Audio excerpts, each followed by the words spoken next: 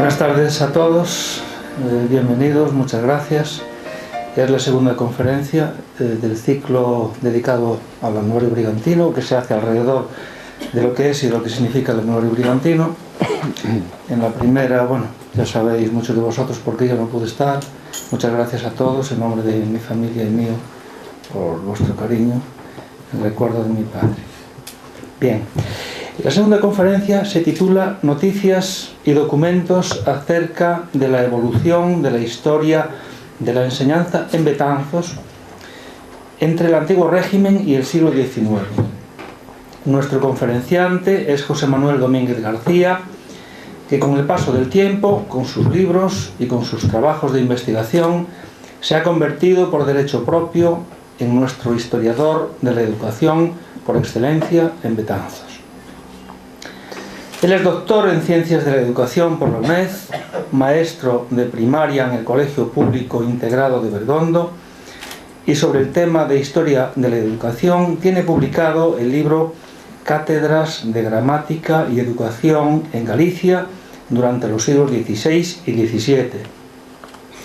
Además publicó artículos en el Anuario Brigantino sobre la Cátedra de la Trinidad de Betanzos y en el último número sobre el Colegio de Niñas Pobres de Betanzos, heredero del antiguo Colegio de Huérfanas. Algunos apuntes sobre la enseñanza elemental en Betanzos durante el siglo XIX. Publicó en la revista Cátedra también la Cátedra de la Trinidad de Pontedeume y comunicaciones en los coloquios de la Sociedad Española de Historia de la Educación, de la que es miembro. Concretamente el trabajo titulado Doña María Illa Torrens, primera directora del Colegio de Niñas Pobres de Betanzos. La educación es la columna vertebral de una sociedad y de que sea o no acertada depende el futuro de sus gentes, sobre todo en épocas de crisis, que tarde o temprano siempre llegan. Veamos, por tanto, a grandes rasgos cuál ha sido nuestra historia de la educación a nivel local y si eso puede darnos alguna luz para el futuro. Con todos nosotros, José Manuel Domínguez.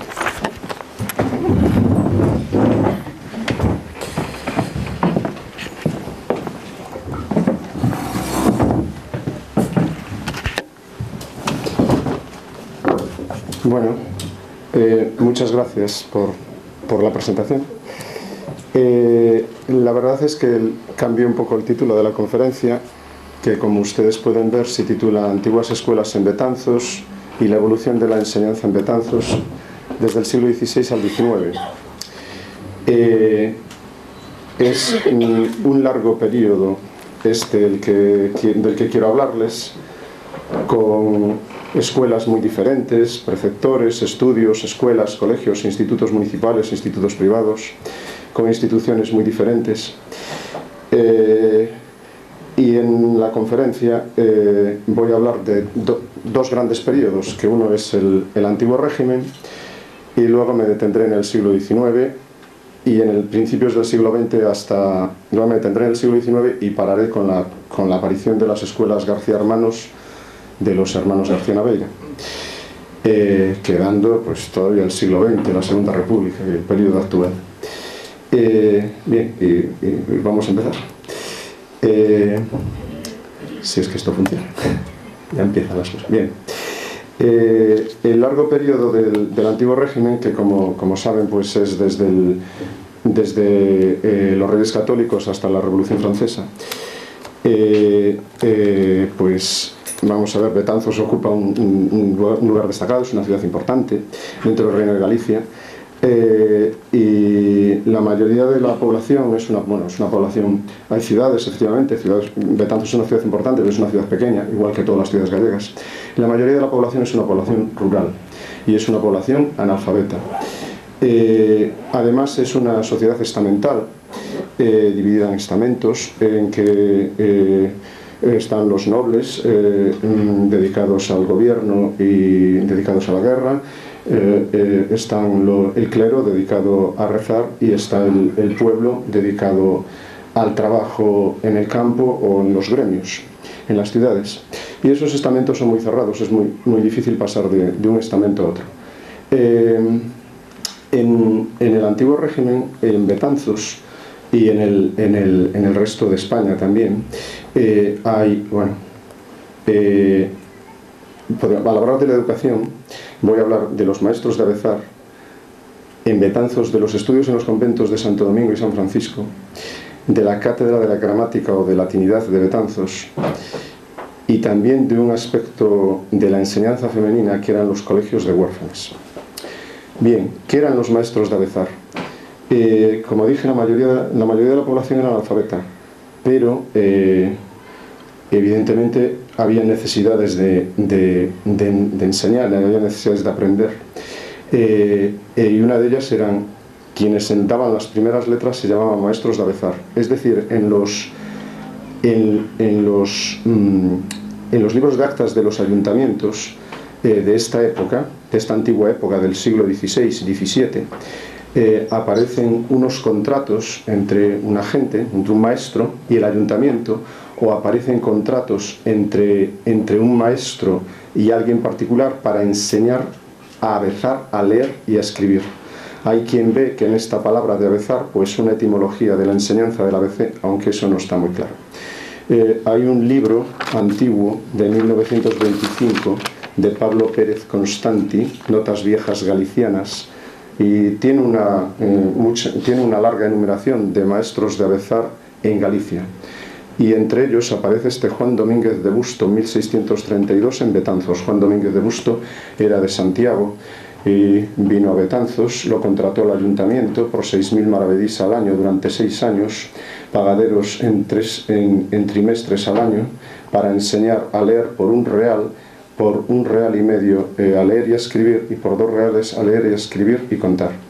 Aparte también tenía que enseñar la doctrina cristiana, que eso siempre, y participar en cuantas actividades religiosas hubiese en el pueblo. Estaba obligado a salir con sus discípulos y con su cruz a todas las procesiones generales y particulares que se hicieran, estando exento de una serie de obligaciones para eso.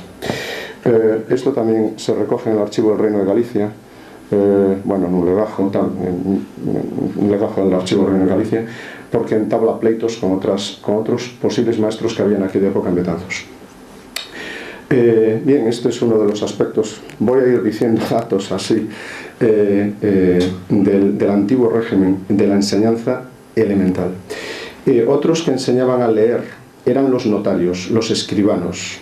De un periodo más tarde, ya de la Ilustración, en el archivo municipal de Betanzos hay un documento en que el escribano, el notario, José Lamas y Andrade, le piden información de quién tiene en su notaría, y él dice que tiene a un chaval de 15 años que se llama José Sánchez Bamonde, que asiste a su casa para aprender a leer y a escribir.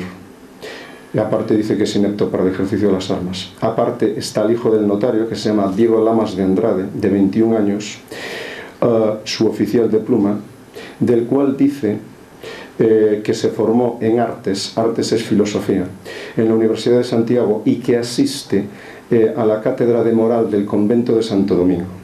Quiero ir dejando claro que están a un primer nivel la enseñanza de las letras y la enseñanza de escribir. Después, durante todo este largo periodo del siglo XVI al XIX, el latín es absolutamente necesario para ir a la universidad, porque la universidad de Santiago, de Salamanca, de Alcalá de Henares y por supuesto fuera de España, París, Bolonia, etc., la lengua de la universidad y de los textos universitarios es el latín. Bien, y entonces por un lado estaba enseñando a leer y escribir, por otro lado estaba a enseñar el latín, que era en las escuelas de gramática, de las que voy a hablar después. Y en la universidad los estudios eran de artes o de filosofía, y la cumbre de todos los estudios era la teología. También había estudios de medicina. Y los otros estudios, como las matemáticas y como los estudios técnicos, que hoy son muy importantes, no eran estudios universitarios en aquel momento. Las matemáticas ocupaban un lugar totalmente marginal en la Universidad de Salamanca. Y bueno, hay que tener en cuenta ese esquema, ¿no? Entonces, este notario, vuelvo al maestro de Avezar y a los escribanos de Betanzos. Este escribano de Betanzos tiene un hijo que asiste a los estudios que hay en el convento de Santo Domingo de artes. Esto es lo que dice un documento del Archivo Municipal de Betanzos. Y efectivamente, otro aspecto de la enseñanza del antiguo régimen son los estudios en los conventos. Y en Betanzos hubo estudios en los conventos de Santo Domingo y de San Francisco. Los estudios que había en estos conventos no eran de latín, eran de filosofía, artes, de una filosofía escolástica, una filosofía neoplatónica, totalmente especulativa, sin nada experimental. La palabra es verba non res, o sea, solo palabras y no la experimentación, solo palabras, no las cosas. Y bien, que en los conventos de Santo Domingo y San Francisco hubo estudios tanto de artes y de teología moral. Hay un documento en el archivo municipal de Betanzos de 1712, que son unas constituciones de la cátedra de gramática, que después voy a hablar más detalladamente de ellas. Y en ese documento dice que los lectores de artes y de teología del convento de Santo Domingo y San Francisco participen en la elección del catedrático de gramática de la cátedra de Betanzos. Esto nos demuestra que están funcionando en ese momento estudios de arte y de Santo Domingo, pero dice otra cosa más ese documento. Dice que el convento de Santo Domingo tiene una fundación, es decir, tiene un aporte económico para que haya siempre lector ahí. Y efectivamente eso coincide con la bibliografía, porque en el convento de Santo Domingo está enterrado Baltasar de Ulloa y Seijas, que en 1695 creó una fundación para que hubiese ahí estudios de artes y de teología. Eso pasa en el convento de Santo Domingo. Es decir, regularmente, de manera periódica, había un lector que daba clase de eso. Pero no ocurre lo mismo eso en el convento de San Francisco, que había clases de artes y de teología, pero no siempre. ¿De qué daban clase? Vuelvo a decir, posiblemente me repita varias. Daban clase de artes y de una filosofía neoplatónica, y usaban estos libros como este. Este libro procede del monasterio de Lérez, en Pontevedra, y está en la biblioteca de la Fundación Barrié en La Coruña. Esa es la portada del libro. Hay más libros de este estilo en la biblioteca de la Universidad de Santiago. Esto es dentro del libro. Bueno, los traje porque son así bonitos. El árbol de la oposición de los contrarios. Y este otro se llama el árbol de Porfirio. Y efectivamente Porfirio era un filósofo neoplatónico de allá del siglo V, un poco antes. Pero yo lo traigo para ilustrar de qué daban clase en los conventos. Vuelvo a insistir que era un tipo de una filosofía especulativa. Tal vez hoy no la entendamos bien, pero también hay que darse cuenta que hay que situar cada institución educativa en su época. Y estamos hablando de una época muy antigua, hay que tener bastante imaginación para hacerse idea de cómo era la cultura en aquella época. Les intentaré mostrar algunas fotos en ese aspecto. Entonces, primero, maestros de Avezar. Segundo, estudios en los conventos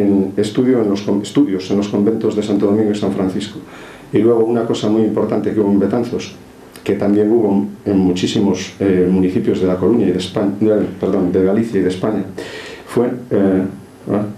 fue la cátedra de latinidad. En Betanzos hubo una cátedra de latinidad en la que daban clase de latín. Se llaman cátedras de latinidad o escuelas de gramática. Y ahí yo ya paso varias cosas. Bien. ¿Quién fundó esta? Vamos a ver, el documento fundacional de esta cátedra fue transcrito por Vales Villamarín y está en el boletín de la Academia Gallega, en la colección de documentos históricos. Fue fundada en 1614 por el rector de San Andrés de Obre, Juan Fernández Pereira, el 24 de agosto de 1614. Los patronos, o sea, era una fundación. El que creó una fundación significa que dejó dinero, o sea, no dinero, sino tierras, bienes y también dinero, para que ahí se crease, para que en Betanzos hubiese un sitio en donde daban clase de gramática. En ese momento la palabra gramática siempre significa enseñanza del latín. ¿Quiénes eran los patronos? O sea, ¿quiénes eran los dueños de esa cátedra? Los herederos de este señor, de Juan Fernández Pereira. Es una familia que tiene mucho el apellido Luna y fueron en numerosas ocasiones regidores de la ciudad de Betanzos y de otras ciudades gallegas. Esto no lo sé exactamente, pero me da la impresión de que Francisco Aguiar y Seijas estaba medio emparentado con ellos, con alguno de ellos, porque este Francisco Aguiar y Seijas estudió en esta cátedra. Bien, ¿cuál era la base jurídica de esa, digamos, llamándolo así, de esta cátedra? Igual, ya quiero decirles que hubo cátedras de latinidad en todas las ciudades de Galicia. Bueno, en todas no, pero muchas, en sí muchas en todas las ciudades de España. Es decir, no es algo exclusivo de Betanzos. Pero, ¿cuál era la base jurídica de esta? Y esto es todo similar en todas las cátedras. ¿Cuál era la base jurídica de la cátedra de latinidad? Pues el testamento de Juan Fernández Pereira, por la cual funda esto. ¿Qué personal tenía? Es decir, ¿quién daba clase allí? Un catedrático, se llamaba catedrático de la cátedra de latinidad o preceptor de la cátedra de latinidad. Este catedrático daba clase para menores, medianos y mayores de latín, era la terminología de la época, y estaba obligado a decir misa en la capilla de la circuncisión del monasterio de San Francisco de Betanzos, capilla que hoy no existe. Bien, provisión.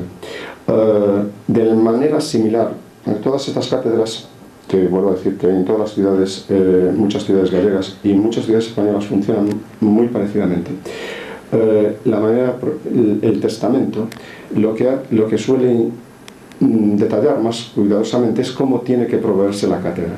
Entonces la provisión era, resumiendo, un preceptor o un clérigo que era elegido cada 6 años mediante un procedimiento similar en todos estos estudios, que consistía en que si había una vacante en la cátedra, se fijaban unos edictos diciendo que había una vacante y se fijaban en las puertas de las iglesias de la ciudad, y se constituía una especie de tribunal formado por el guardián de San Francisco, el prior de Santo Domingo, el prior del monasterio de las Cascas, los predicadores de dichos monasterios, los clérigos de la cofradía de Corpus Christi y los rectores de las parroquias de la ciudad. Y entonces entre todos esos elegían al que iba a dar clase de latín. Más en las constituciones esas de 1712, los lectores de artes y de teología de los conventos de Santo Domingo y de San Francisco Silubies. Para el sostén de esa cátedra, pues dejaba numerosas tierras aforadas, una serie de bienes, como la 4ª parte sine cura del beneficio de Santa Eulalia de Curtis y 300 reales que aportarían los herederos, entre otras muchas. Vamos a ver, bueno, nada, aquí cito. La cátedra de latinidad tuvo un edificio propio. Inicialmente no sé dónde estaba, no se sabe dónde estaba, pero los primeros patrones hicieron una permuta con un solar que estaba hacia la zona de frente a San Francisco, el convento de San Francisco, y ahí estuvo situada la cátedra de latinidad. Bueno, esta es la iglesia de San Andrés de Obre, de donde era rector este señor Juan Fernández Pereira, la iglesia de San Andrés de Obre en la actualidad. Bien, este es un plano, lo que tiene a la izquierda es un plano de Vales Villamarín, situando la cátedra de latinidad. Miren, aquí les pone solar de la cátedra de latinidad y humanidades, fundación de Juan Fernández Pereira. Juan Francisco pone ahí, pero el testamento pone Juan Fernández. Y ven que aquí está la iglesia atrio y antiguo cementerio, y aquí está la iglesia Santa María de Azobre. Por lo tanto, estaría más o menos de frente al monasterio de San Francisco. Y esto que pongo aquí son los patronos de la cátedra, lo que está marcado más oscuro, se ve poquito, pero bueno. Entonces, este patrono, en 1712, este señor Andrés Varela y Luna, le dio unas nuevas constituciones a la cátedra, que son estas. Y yo ahora no les voy a decir todo eso, porque es muy largo, pero sí quiero llamar la atención de varias cosas de este documento. Ya puse aquí que esto está en el Archivo Municipal de Betanzos, en la caja tal, porque yo, dentro de la historia de la educación del antiguo régimen, este es un documento que considero muy importante por los siguientes motivos. Primero, el documento nos dice quién es el patrono, vamos a ver, perdón, nos dice quién es este patrón. Nos dice cosas de él, que estudió en el Colegio de San Jerónimo de Artistas. Esto es la Universidad de Santiago. El Colegio de San Jerónimo es el actual rectorado de la universidad. Por la parte de atrás, está el colegio de Fonseca. Y el Colegio de San Jerónimo es el actual rectorado. Bien, nos dice que estudió en el seminario del Colegio San Jerónimo de Artistas y en el Principal de Santiago Alfeo, catedrático de Filosofía de la Universidad de Santiago y regente del Colegio de San Jerónimo, es decir, que dio clase de gramática o de artes en el Colegio de San Jerónimo, y cura y rector de los beneficios curados, bueno, dice una serie de iglesias de las que tenía beneficios, y patrono de la Cátedra de Latinidad y Buenas Letras de la ciudad de Betanzos, que en ella fundó el piadoso ánimo del bachiller Juan Fernández Pereira, cura y rector de San Andrés de Odre el 24 de agosto de 1614. Bien, entonces, este señor en 1712 da nuevas constituciones, y en estas constituciones dice: yo destacaría esta 13ª, que pone arenga del día de San Lucas. El día de San Lucas es el 18 de octubre, y al igual que pasaba en el antiguo régimen, en la Universidad de Santiago, bueno, háganse cuenta que la Universidad de Santiago en aquel momento era el Colegio de Santiago Alfeo y el Colegio de San Jerónimo.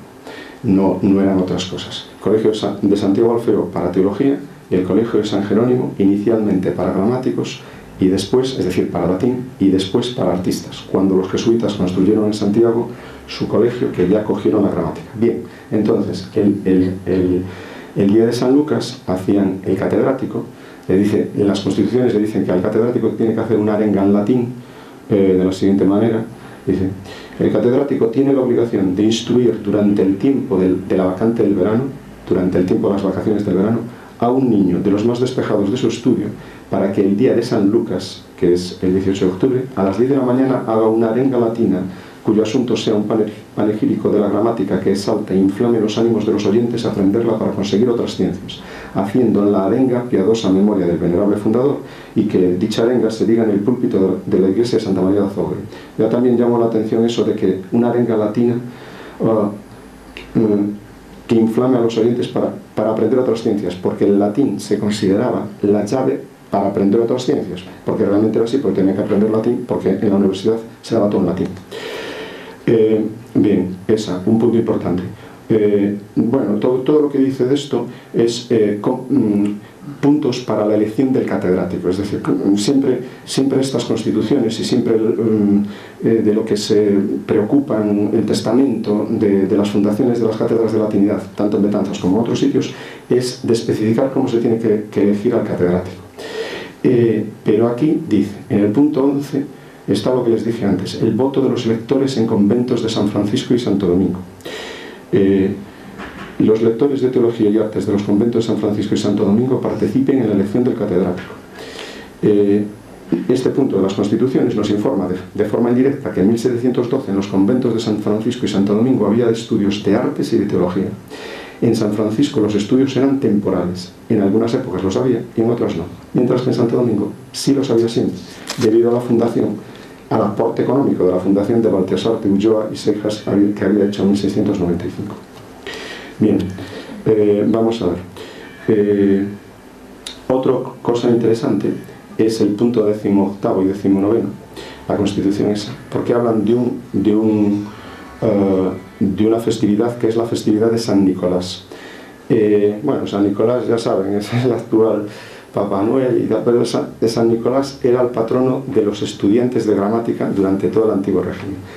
Eso es así porque, bueno, esto de los santos pues tiene una historia muy truculenta, de que libró a unos estudiantes de la muerte, que un posadero los había matado y entonces él los volvió a resucitar, y por eso se representa siempre con un tonel en donde iban a ser cocinados los estudiantes. Bien, el caso es que San Nicolás era el patrono de los estudiantes de gramática, de latín, y se celebraba la fiesta el 6 de diciembre, como se celebra, bueno, está indicado en el calendario hoy.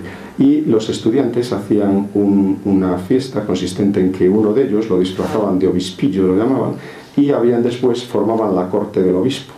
Y esto daba pie a que se hicieran pues algaradas en las ciudades, no solo en Betanzos, sino esto pasaba en todos los lugares donde había cátedra de gramática, pues hubiese jaleo. Llegó a ser tal, los jesuitas, es decir, los jesuitas en aquella época eran los que tenían el control prácticamente todo el absoluto de la enseñanza, excepto estas cátedras municipales. Los jesuitas prohibieron la fiesta de San Nicolás en sus estudios, y hacia el finales del siglo XVIII, por algún lado tengo aquí, en 1758, no al finales, fue prohibida por el Estado, por el rey. El caso es que esta Constitución, la 18 y la 19, habla de esta fiesta en Betanzos. Dice, bueno, los puntos 18 y 19 hacen referencia a la fiesta de San Nicolás, 6 de diciembre, en Betanzos. El obispillo y sus cardenales tenían que ir a buscar al patrono de forma solemne, y también menciona los desórdenes y tropelías que tenían lugar en la fiesta. Habla de los rogueros, porque le consta con evidencia que la víspera y el día de dicho San Nicolás, algunos de los estudiantes se visten y disfrazan con mascarillas y como rogueros, que vulgarmente llaman, y suelen con violencia quitar a las mujeres las ruecas para precisarlas a que no hilen en aquellos 2 días, y que a la sombra de estos estudiantes disfrazados se disfrazan otros vecinos con el motivo de vengar alguna injuria y agravio, cubiertos de mascarillas, de que se siguen que se efectúen muchas y muy escandalosas insolencias. Bueno, y entonces dice que no se haga eso, y sino que el catedrático tome medidas, si no va a ser multado.